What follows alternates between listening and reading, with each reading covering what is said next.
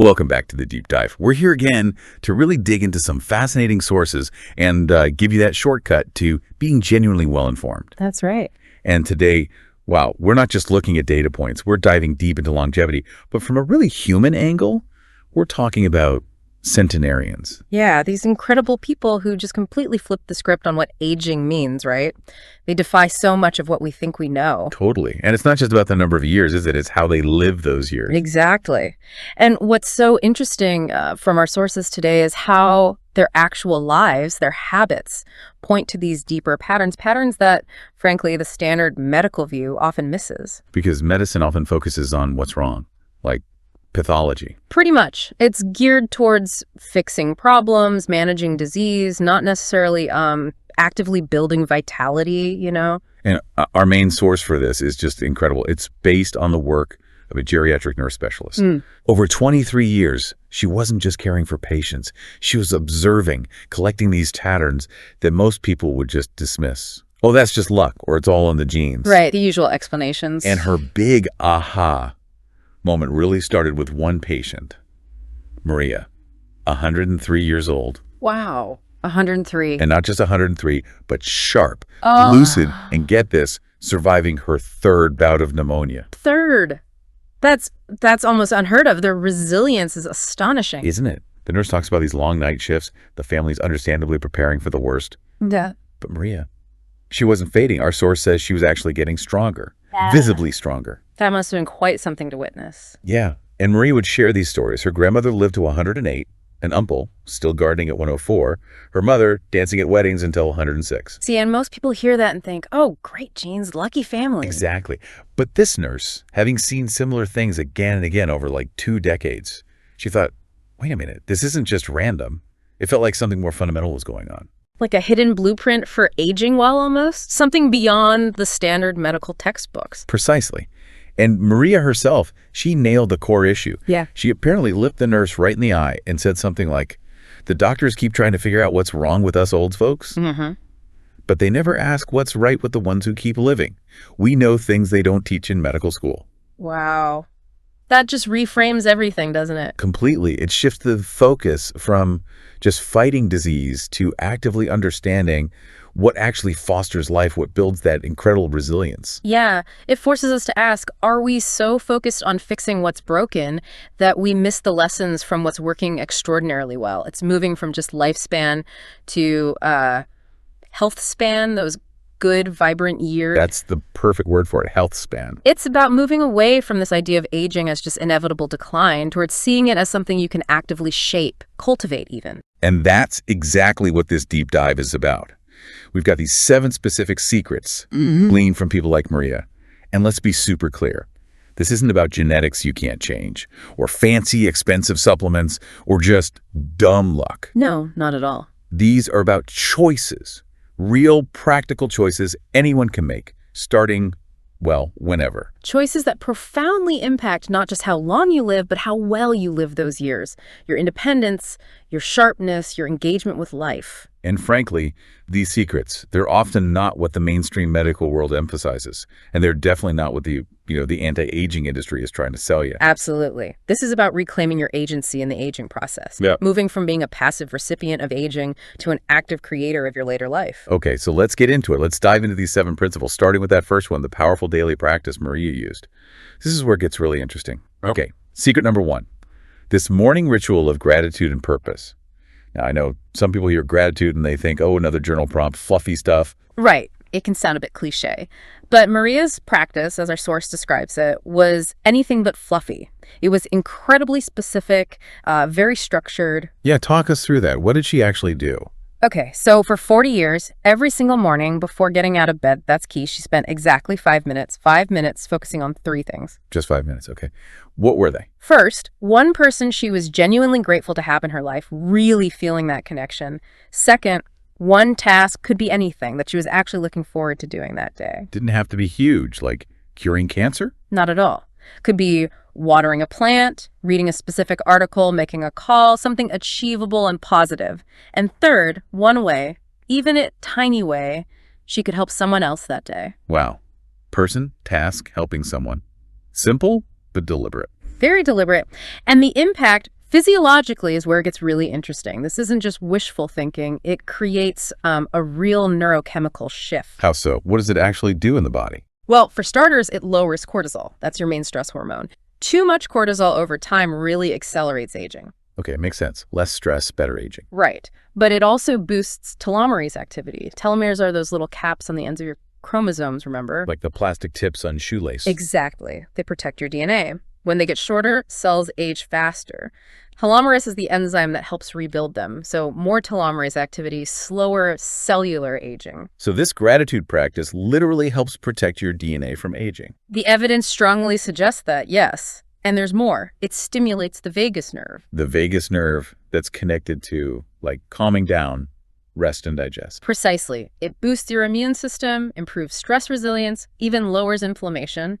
Maria herself said something like, when you wake up expecting good things, your body prepares for a long day, not a short life. She was describing her biology without even knowing the terms. She absolutely was. And studies on centenarians back this up, those with purpose and gratitude. They show something like 40% lower inflammation markers, 60% better immune function, significantly longer telomeres. It's remarkable. And it connects to that broader research too, right? People with a sense of purpose live longer. Up to 7 years longer, according to some studies. And again, the key is personally meaningful purpose, renewed daily, like Maria did. Doesn't have to be earth-shattering, just meaningful to you. So the big takeaway here for you listening is, this isn't about vague positive thinking. It's a specific, daily 5-minute practice, gratitude, task, helping, consciously chosen, consistently done. It really sets a biological tone for the day, a tone of vitality, not decline. Okay, powerful stuff. Now, from that inner world, let's shift to an outward stance these centenarians take. Secret number 2. All right. Secret number 2. This one really pushes back against that idea of aging gracefully, which often just means, being quiet and compliant. Yeah, this is what 107-year-old Giuseppe called strategic stubbornness. Giuseppe, tell us about him. Stonemason until 89. Wow. Incredible, right? Immigrated from Italy, physically demanding job for decades, lived independently, cooked all his own food. But the really striking thing, he politely but firmly refused most of the medications his doctors kept trying to give him. Okay, so stubborn in the face of medical advice. That sounds risky. Well, that's the conventional view. But for Giuseppe, it wasn't just being difficult. It was about autonomy, about retaining control over his own body, his own choices, even when pressured. He had that great quote, didn't he? Something about pills for everything. Oh, it's brilliant. He said, they want me to take pills for my blood pressure, pills for my cholesterol, pills to help me sleep, pills to wake me up. But I tell them my body has been keeping me alive for over a century without their pills. Maybe I should listen to my body instead of their computers. Boom. That says so much about self-trust, doesn't it? Yeah. Listening to your own body's wisdom. Exactly. And here's the kicker. The research actually supports this. Studies find centenarians are often seen as difficult patients. Difficult how? They ask a ton of questions. They push back. They refuse treatments. They don't feel are right for them. They have strong opinions. It's not rudeness. It's active engagement. And this actually helps them. How? Well, maintaining that sense of control, of agency, it literally reduces stress hormones. It helps keep the mind sharp. It preserves that fighting spirit you need to overcome health issues. Giuseppe said something about that too, right? About letting others make decisions. Yeah, he said, when you let other people make all your important decisions, you're telling your body you don't need to stick around much longer. Powerful idea. But when you keep fighting, your body knows it needs to stay strong to support the fight. It's like a self-fulfilling prophecy of resilience. Precisely. It really makes you question how much unquestioning compliance in healthcare might actually undermine that vital sense of self-efficacy, especially as we get older. So they're not passive patients, they're active participants. Very active. They encourage critical thinking about medical advice, not just blind acceptance. Their stubbornness is really a form of deep self-knowledge and agency. Okay, so the takeaway for you listening is, cultivate that strategic stubbornness. Ask questions. Participate actively in your care. Trust your body's signals alongside medical advice. Don't just surrender control. It's about being an informed, empowered partner in your own health journey. And this active spirit, this refusal to just go along quietly, it shows up in another way too. Which brings us to secret number 3. Secret number 3. This one sounds a bit counterintuitive in our comfort-obsessed world. It's called the daily dance with difficulty. Yeah, this came vividly from Rose, who was 101. It's not about seeking out suffering, obviously. It's about consciously choosing challenge over ease, even when comfort is readily available. And Rose's example was sewing. Hand sewing quilts. She was a lifelong seamstress, but when our source met her, she had severe arthritis. It made the work painful, incredibly slow. Most people would switch to a machine or just stop, right? Exactly. People told her to. But Rose had this amazing insight. She said, easy isn't what keeps you alive.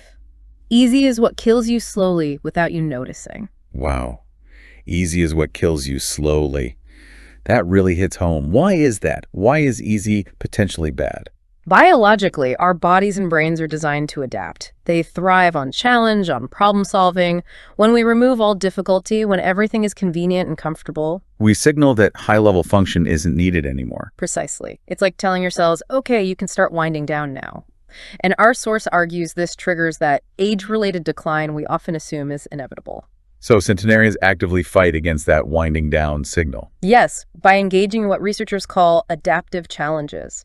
Activities that stretch their abilities just enough, but don't completely overwhelm them. Like Rose's hand sewing, it wasn't just a hobby. Not at all. Think about it. Fine motor control, cognitive planning for the patterns, creative expression, even managing mild physical discomfort.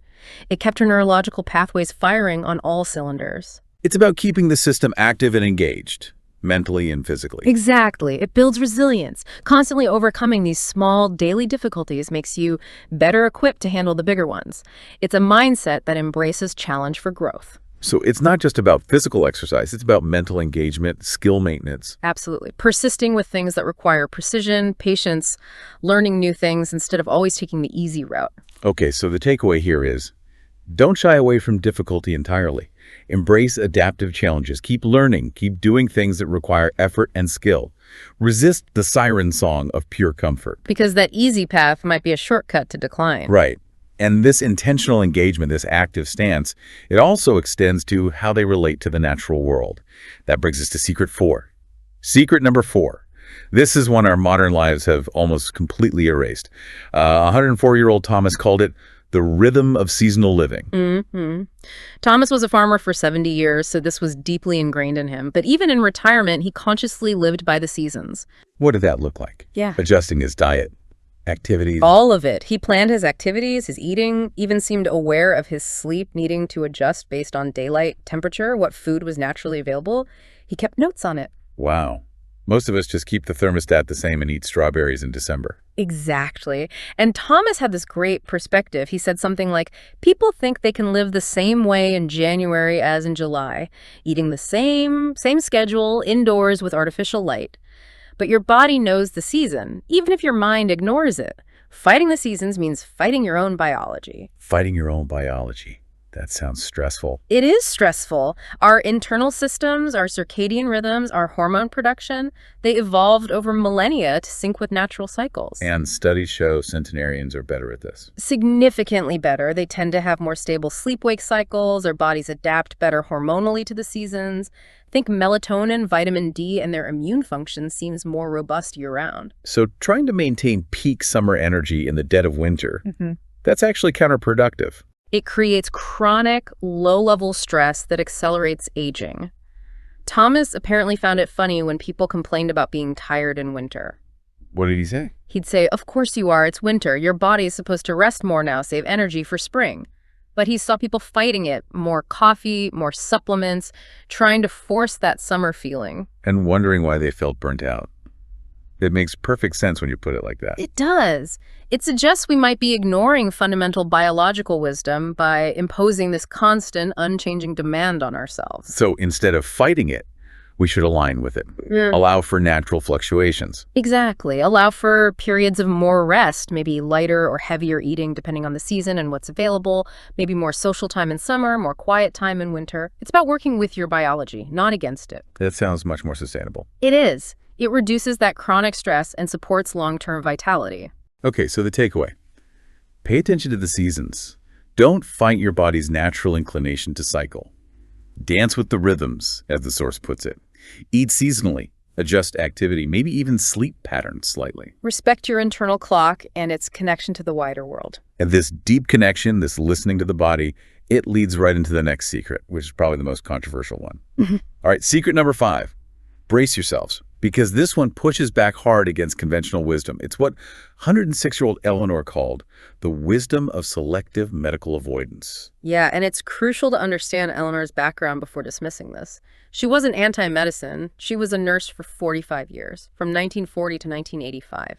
She knew the system inside out. So she had perspective. She saw how things work, how people aged over decades. Exactly. And she made this really sharp observation. She said, I watched friends who ran to the doctor for every little thing, took every pill, had every test. And I watched friends who were more selective, asked more questions, trusted their bodies more. The difference in how they aged was shocking. Shocking how? The selective ones did better. That was her observation, yes. And again, this wasn't about rejecting all care. Eleanor was vigilant about serious symptoms. She had trusted doctors. But she developed this medical wisdom. Medical wisdom, meaning she could tell when an intervention was truly helpful versus potentially harmful. Precisely. Especially as you get older, her practice involved things like avoiding medications where the side effects seemed worse than the actual condition. Polypharmacy is a huge issue for older adults. Huge. She also questioned invasive tests if they wouldn't really change the outcome or quality of life. And she was skeptical of recommendations based purely on protocol, not her specific situation. And research actually supports this now, right? The idea of overtreatment.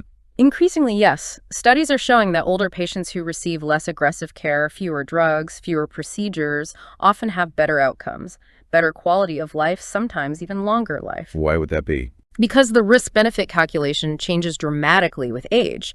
A treatment that's great for a 50-year-old might cause a cascade of problems for a 90-year-old, side effects, complications, loss of function.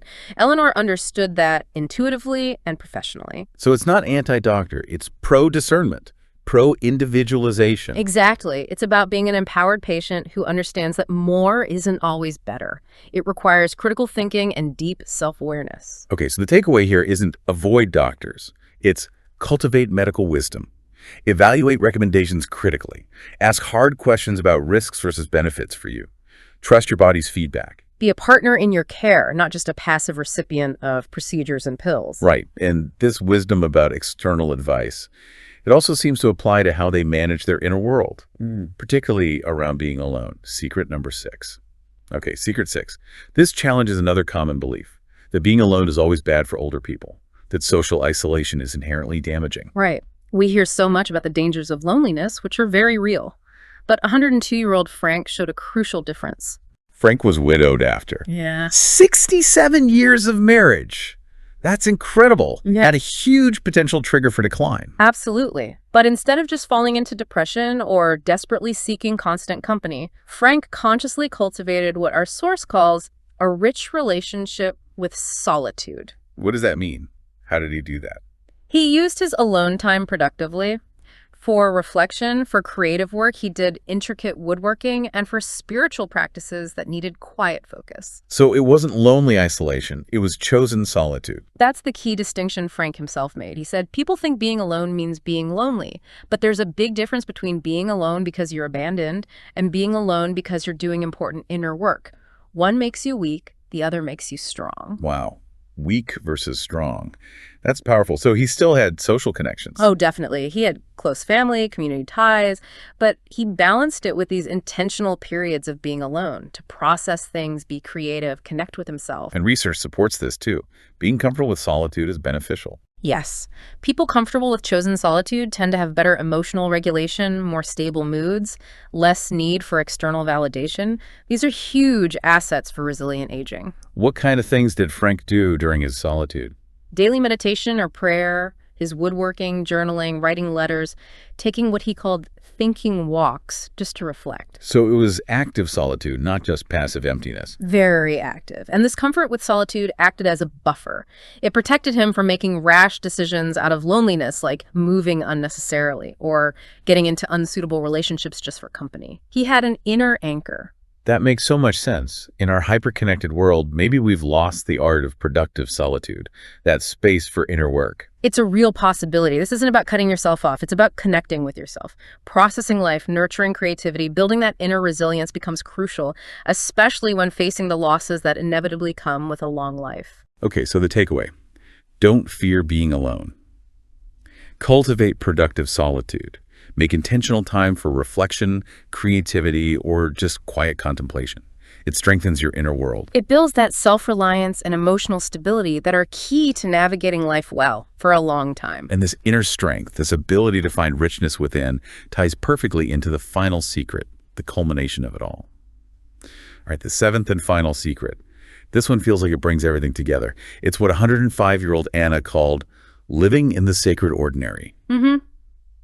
And this is about moving beyond that constant chase for the next big thing, the extraordinary experience, to find happiness. It's about finding fascination and deep pleasure in, well, the ordinary stuff. Anna's life wasn't exactly glamorous, right? Raised 7 kids during the Depression, school teacher for 40 years. Exactly. A life full of hard work and routine.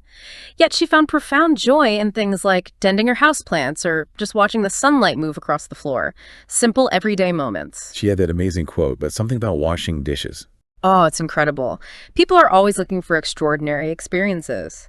But happiness and health come from finding the extraordinary in ordinary things. When you can make washing dishes feel sacred, you can live forever. Make washing dishes feel sacred. That's quite a perspective shift. It's not forced positivity, though, is it? Not at all. It's about developing a quality of attention, of presence, really noticing the sensory details in routine tasks, finding beauty in small natural events, cultivating genuine curiosity about what's right in front of you. So being interested in what is, rather than always wanting something else. Precisely. And the neuroscience is fascinating here.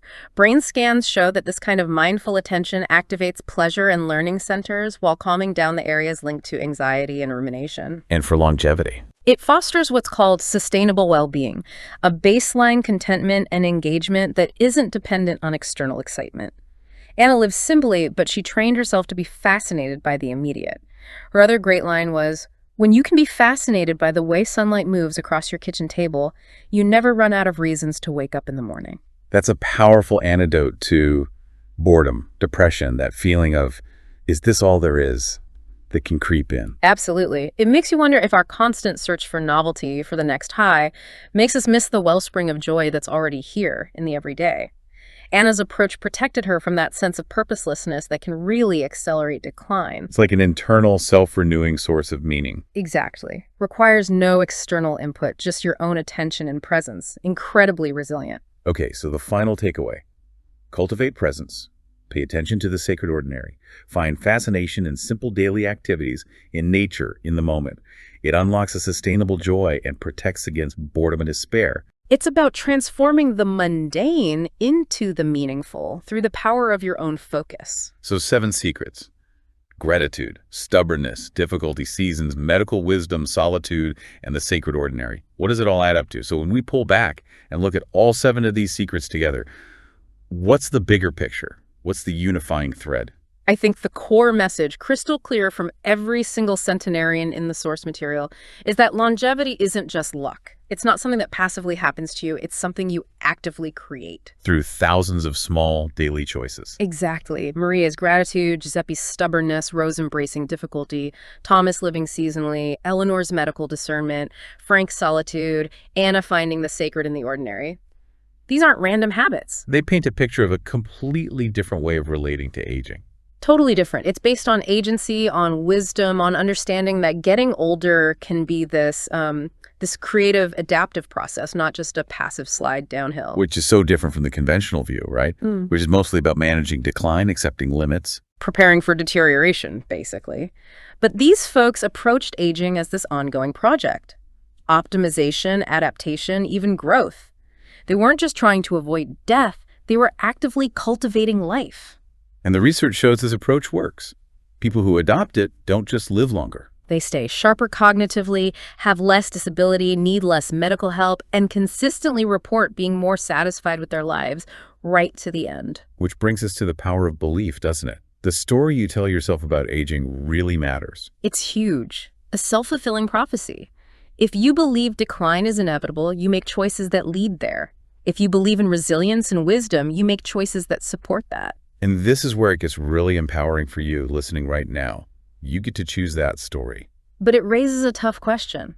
If these principles are so effective, why aren't they common knowledge? Why aren't we all doing this? Yeah, our source points to some uncomfortable truths there. Our medical system is built to treat disease, not really promote vitality. Right. It's reactive more than proactive in this sense. And parts of the economy, well, they profit more from dependency than independence in old age. Oof.